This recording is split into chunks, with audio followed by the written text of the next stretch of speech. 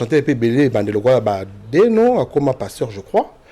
Toaki na Anissé, Anibo, on fait la peine d'Andiba bon côté l'écolo, il va avec chanteur, le bateau belé. Après JB, bateau belé papa, mais nazo ba souffre maté. Tout ça qui peut moi ba na mamboule belé trop tragato comme on a pris les 40. Voilà.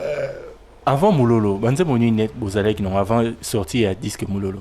Avant Moulolo, tout ça banze moto longo betaka na ba quartier, net nzembo masel ezalaki, net nzembo ya aimé boanga pezalaki. Après tant que style est comme que faut beta rimberimbeki. Parce que rythme ya rimberimbeki ngamu nazwango parce que tant bato balobara tant que c'est disait la télé. Oh balobi que Emile a jeté le rythme dans la rue et les jeunes de Wenge l'ont ramassé. Au fait, c'est Dr Zing. Ngamu tunango que mi répétition à Victoria. Nazwa rimberimbeki wana. Nabi a master. Namona Victoria beta rythme moi mystique. Rythme on a comprendre en côté. Basara ming na système où ba contre temps sur temps. Alors on a préféré token na lignée wana. Nde Mukulu vraiment coup de chapeau na JB Piana. Azaka somo azaki vraiment inspiré linga ba rythme mo pe tane wana. Voir même ce que nous se rappeler todo benga Mukulu. Hein? Ouais azaki mérite le tout wana ezaka le King Kester. Nde Mukulu ayako sala ba style mo boto banana style mo nze mo de bébé to mekana ko imiter Victoria. Après toko kota loga ba la vidéo. So boki banze mo na to wana boka style nango ya guitare, boka style nango arrangement, et ça pena pire Victoria. Donc on a fait tout ça qui de sorte que tout soit pena image à Victoria Lesson. Après mamlo yango après banze misaki belé, banze misaki belé ngala chanteur so la ita chanteur na boka lo mo mais na boka la ngabe mystique. Album à Moulolo et Mtobeta. Album à Moulolo, attention, faut pas contredire. Hein. Album à Moulolo, ngana beta moté. Mais structure à Moulolo, et là qu'on nenge banda, seben, arrangement, la guitare, on a des images de Dr Zing. Nga moto na beta biloko tout wana, na maquette, na répétition, na ba concert. Tant que commis sur que, il y a des bakota studio. Je crois en 85 ou 86. Nengai n'a pas mouvement parce que père a promis de faire Mikili albino, il faut dire Mikili. Alors ma musique il faut tikango. Pour la décevoir papa n'angate, n'a préféré qui n'a bien maman moké pour papa préparer un mois billet, n'a qu'un angana tamolanga n'a tanga n'a connu étude d'angai. Né et pas il va comment bakene na braza ba beta moulolo. Donc tout ce qui est moulolo, la fille du roi, bébé, banze botua kala banze mo ya West Coast ngam na beta structure nyo surtout au musique. Le rythme est là. Si na tunyo question na poto yo kanze Moulolo et style le si c'est polémique ba musu baloba ya Dr Zing musu baloba ya JB musu baloba ya Wera ezalaka vraiment ya nani. Non nze muza JB papa to confondre te nze muza JB piano mais solo arrangement guitare accompagnement basse masse la style bloc tout kuta ba biso mais nze muzali ya JB piano. Comment mutako ko inspiré papa excusez-moi mutako ko inspiré. Ah, quand on a monité, il y a un mango de mataboy. Vous comprenez? Une tierce personne, tout ça, vous a pas inspiré. Vous avez vu le pauvre vieux Nico, vieux Wera. Il a contribué aussi. Hein. On a arrangement peu moins mouqué, on a moins peu moins nuance, moins mouqué. Mais bah, peut-être que nous avons bango ou bien nous avons non. Nous avons bien. Ça, je le confirme. Voilà, la première partie, tout à l'heure, vous allez suivre la deuxième, là où il va maintenant relater son départ de Wenge Music à 4x4. Il était parti en Europe et c'était la famille qui l'avait envoyé. Et en Europe, il a encore trouvé d'autres amis, notamment Marie-Paul, Ricocco, qui étaient sur place en Europe là-bas. Et ils ont créé ce qu'on appelle El Paris. Et c'est lui qui a participé à la première composition, c'est-à-dire aux premières chansons de Wenge El Paris que vous allez suivre tout à l'heure. Alors je vous propose Molangamala, une très belle chanson pour vous faire plaisir. Mais à titre de rappel, Liking Aredo, bientôt une année dans l'au-delà, donc le 8 août 2013, depuis qu'il nous a quittés. Mais il y a un programme qui est retenu et je salue la veuve Likinga qui est déjà sur place ici à Kinshasa. Donc le programme se présente comme tel. Le 1er août, il y aura dépôt des gerbes de fleurs. Et le 8 août, il y aura hommage à Likinga Redo. En attendant d'autres précisions, et jusque-là, nous maintenons ce qui est comme programme. Donc, voilà, en attendant cette chanson Moulanga Malassi qui fera plaisir à tous ceux-là qui nous regardent de partout, en Angola, Michel Cobourg, Vova, merci beaucoup à toi, grand frère. Et je n'oublie pas Jojo Luzolo. Rendez-vous, c'est demain. C'est-à-dire à Wavila, avenue Luboké numéro 1, super barbecue avec ces années-là. Mémoire Persiona Chuka, Tokutanakuna, Jojo Luzolo, ne manquez pas cette occasion. Les Chinois congolais Patrick Chika, grâce à maman Mimi Myriam, maman Wavila, maman Makoso et à son mari, papa Lebo Moupépé, je salue ses enfants Allegra et Pétronelle et bon séjour à ces 2 filles. Voilà, alors en attendant que cela ne vienne, du côté de la réalisation, nous attendons toujours Moulanga Malassi parce que la deuxième partie de cette interview concernera notamment son départ de Kinshasa pour Paris. Et c'est là où il a rencontré d'autres amis et ils ont créé Wenge El Paris et c'était leur premier album. Et Dr Zingzong avait participé. Je salue Dr Zingzong là où il est et je n'oublie pas Edmond Kisolokele, le grand frère propre de la famille. Il y a Edmond Kisolokele, merci aussi pour le service rendu. Sans toi, on n'aurait pas pu avoir Dr Zing parce que tu l'as quand même retenu. Merci. Là où tu nous regardes. Et je n'oublie pas Rouya Eugénie ou Clara de Bruxelles qui va réunir tout le monde le 9 août à l'occasion de la disparition de leur papa, Tolongolata Mawa, Papa Siakenda. Merci aussi pour cette organisation. Monsieur Odon Bouyi va nous aider dans cette émission. Nous allons le rencontrer. On a parlé de pasteur Deno, mais il y a monsieur Louison Folo qui va nous mettre en contact avec le pasteur Deno. Nous allons aussi le chercher pour qu'il nous dise sa version de fait.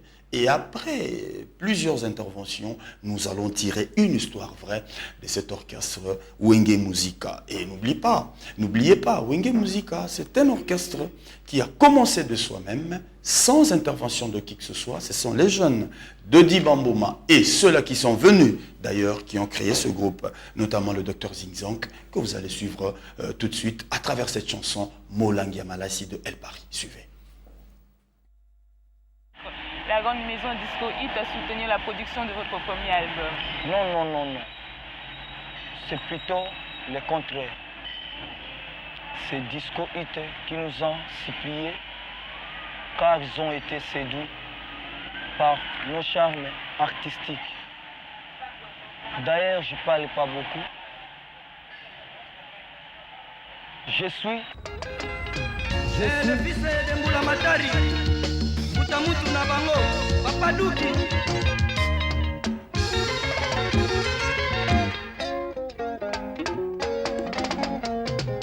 Moulanga Malassi, Mafununga, Toleli Bino, Wenge Musica El Paris, Chiki Selele.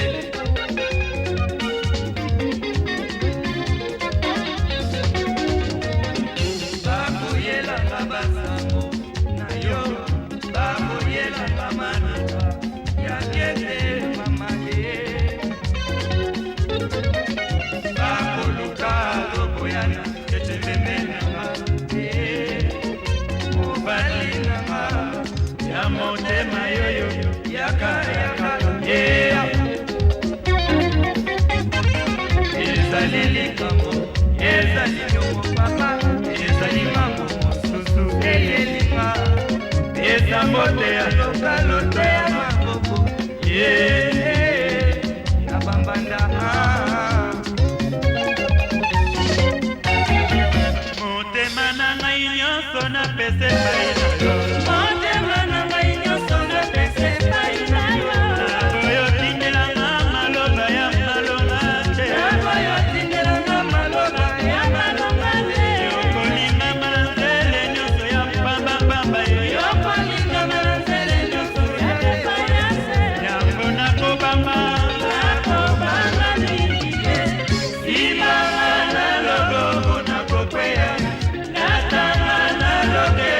Be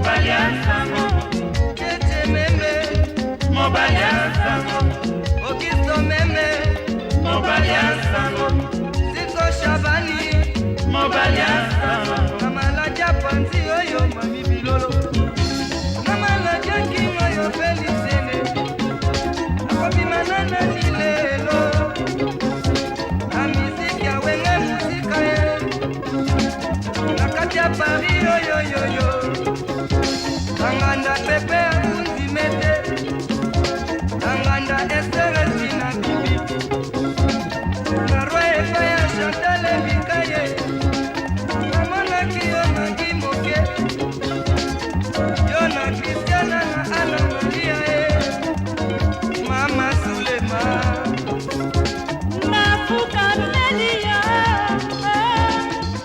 Na Bonelia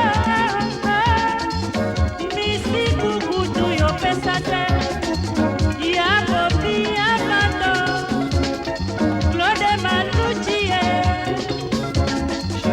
Chérie pesa na lokumu na yo Ifanga na logo na popea Latana na loge totokima na yo cheche Olivo ya molenga malasie Sibanga bebe bana Sibanga na logo na popea Latana na loge totokima na yo cheche Olivo ya molenga malasie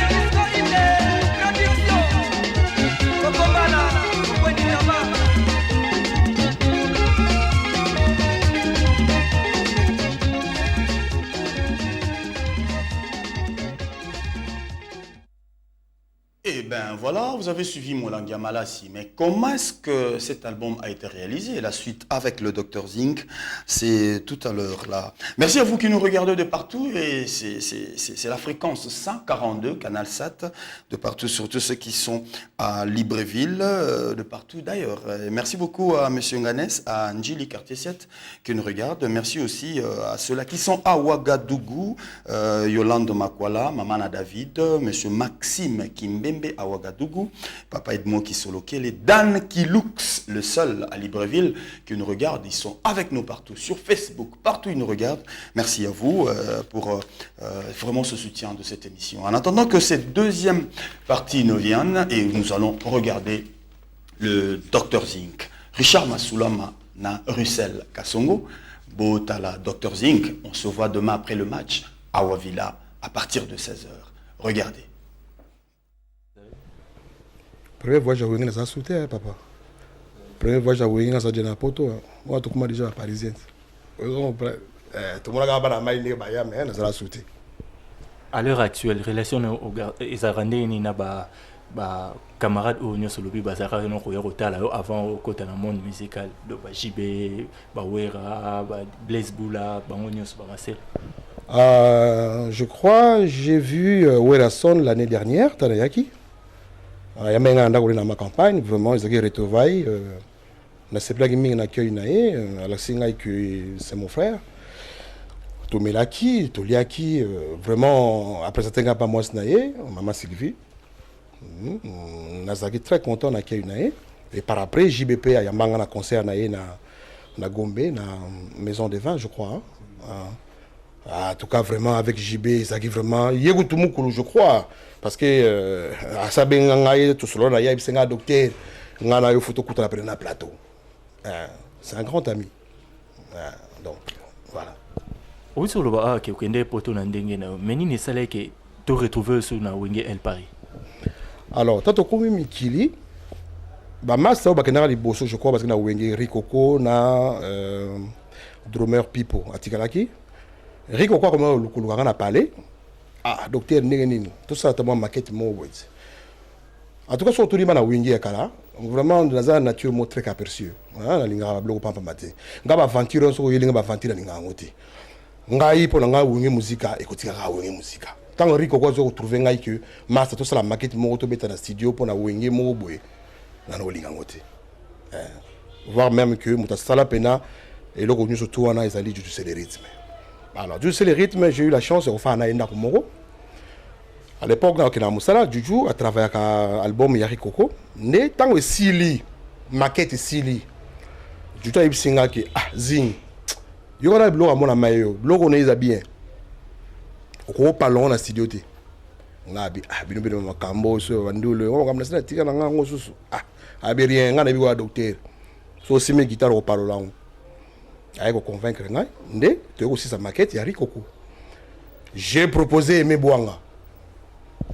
Gage, na mon avis, interview na Petro. Ok, voilà mon ami là quoi. Mais j'ai proposé à Aimé Bouanga, Tokota Studio. Et puis, nous se retrouver avec Marie-Paul, Tango Wenge Egoya. Donc la Marie-Paul a zalipé moto à boire à Missy n'était qu'à yemo village voilà. Nous avons proposé que Marie-Paul a voyé. Donc voilà. Na yesu suko, so na rolo bango na yesu ko échoué na Wenge El Paris. Parce que pour l'anga, dans mon ango, les années moins locaux moraux qui nous ont surtout influencé dans ma master, parce que vraiment ils ont le monde à l'ingénieur côté. Mais et ça la maquille, et qui n'a pas bien, bon, tant mieux. Échec n'a venu à Kinde na Wenge El Paris. Je crois échec n'a venu sur la Wenge El Paris, ils ont plutôt na moins que sur la bienté, na ma master. Na Marie-Paul, na Bamasa Mosusu Savané, toi qui na Manda, toi qui na JDT, Consolation est bien exagité. Au moins, il faut que signer contrat. Il faut qu'on respecte le contrat. Mais mingi on a remarqué mingi la musicien na biso, balingi trop sentiment. Ah mon ami, tu marqueras territoire. Mon ami, on marque un territoire sans contrat, sans gagaboué, n'angoulou, gagaboué, ok marqué territoire. Alors on a en tout cas mingi na bana wenge beaucoup tout na bango, on a bloqué na linga ngoti. Na za mutu mo ouvrir na mutu principe. Na monnaie comme il trop désordre, comme on voit banzela ba, ok c'est moi miki basé ba la miki banzela miki ba tin, ba tunnel. On essaie Marie-Paul réfléchit. Ngana zongi. Bon, le gars mon mère peut louper mais ça po, na mouvement ça photo pesa mutu mo loupemba, pour bisto to damelar. Le monde est dans le mouvement. On a un danger. Mais il y a bimisa X mogo boy pour Y mogo l'art. Bon, X on sort comme 8 têtes. Pour ça, il y a un mouvement. Voilà. Donc Marie-Paul a combien de mouvement. Il a réfléchi. On a un poto. On a un répondre donc il a besoin de voilà. Donc échec vous voyez normalement nous pour et ça plutôt entre biso to solo la bienté il y a un liban et bima. Voilà. Autre loba ok non JB kutana na JB alobano ko que docteur un jour on souhaitait vous en plateau mais les sera salut appel sur invitation que oyasuko beta to ou soit bazo organiser Wenge rencontre binonio sur ancien Wenge. Est-ce que vous êtes vraiment prêt à franchir sous la limite na?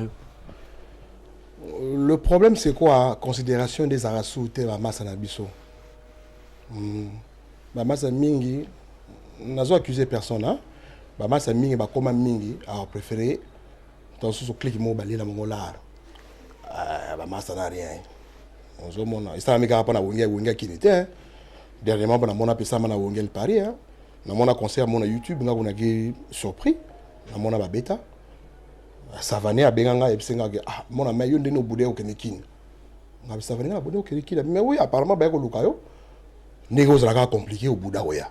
On a un coup de fil à motomoté, na mona motomoté. Donc, netika ka soki le soleil salami ka na côté wana, moi l'armo bimika aboy, net comme 100 000. Bon, tout division par 2 ou par 3. Ce que vous divisez par 5, vous voyez comme m'embêtant. Donc, lelo, ceux qui ba massa ba inviter na beta. Mais pourquoi pas? Ils ont le moko, ils ont la makila, to parlo lango, to kena biso. C'est le moment de confirmer.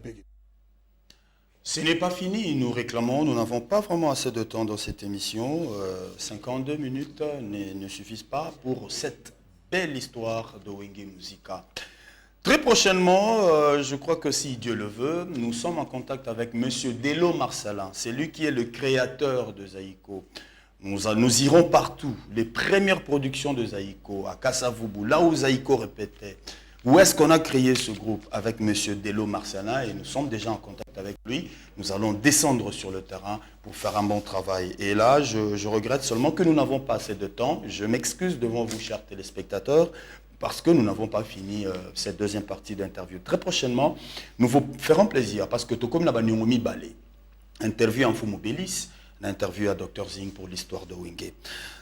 Merci beaucoup pour vous. Cette régie, cette émission a été tenue de maître par la réalisation d'Henri Noël. Il y a l'image Ange Kassa qui est là. Les reportages ont été faits par Yannick Mombata et je salue Fils Yumba et Clovis Bongongo. Bienvenue Zola Yenge qui sont à la régie finale. Il y a aussi Sylvie Kouka Anifa de la part de Fils Yumba. Bisous à Clofane Bongongo, le bébé de Clovis Bongongo. Merci beaucoup. Monsieur Luison Follo s'est porté garant de nous trouver le pasteur Deno. Ce sont ceux-là qui ont été au début de la fondation de ce groupe Wenge Musica 4x4 tout terrain. Pour les commissions, il y a un patron, un patron, au Talarande, l'anniversaire à Bana, cadeau à Range Rover. Personne ne pouvait imaginer que ce genre pouvait arriver jusqu'à aujourd'hui. Je vous donne rendez-vous donc la semaine prochaine, le samedi prochain. Et pour Nabana Monsinaï, Mbote, Nabino Bana Selendou, les Bana Selemba, Union, Selemba, c'est Japon. Donc, le 1er août, na FM Maléo, nous nous sommes en Koundé, sensibiliser Batou. On a tout Tombola, Mabelewana, Monsinaï, Nabi Selemba, c'est Japon, chez FM Maléo, avec ces années-là, musique toujours. Et demain dimanche, chez Wavila, ne manquez pas cette occasion. Je vous prends congé, malgré que je n'ai pas fini tout ce qu'on a prévu pour vous, on n'a pas assez de temps. Que faire? Peut-être Papa José Moutinguia. Au revoir, à samedi prochain.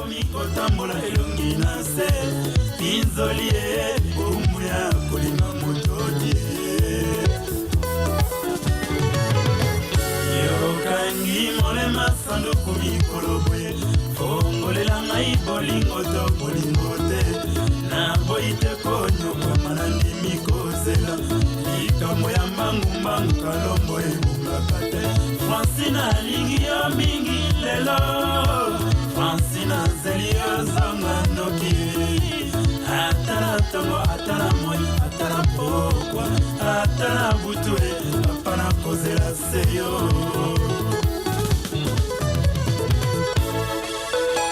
Roger Manitou Papi Kaba